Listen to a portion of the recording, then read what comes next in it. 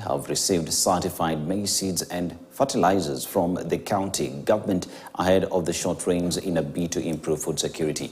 Speaking at Muruka Dispensary in Kandara Sub-County during the final distribution exercise, Governor Irungu Kang'ata highlighted that the exercise that has been ongoing across the county was successful, having reached over 70,000 farmers against a target of 57,000.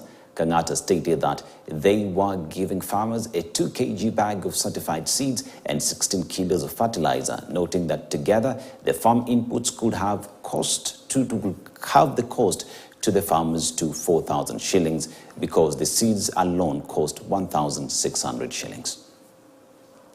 Na mfuko moja ya mahindi. Iko sawa, sio kama ile iko hapo mwaka ingine, iko na mafi ya ng'ombe ama nini. Hivyo iko sawa. Nimekagua mzuri. Iko sawa.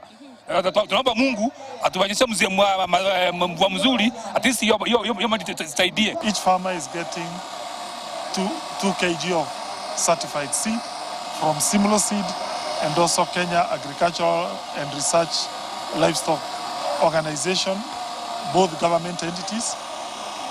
They are the consignment is of about 4,000 because one packet of maize seeds is about 1,400 plus 16 kg of fertilizer. The goal is to boost food security in Murang'a County.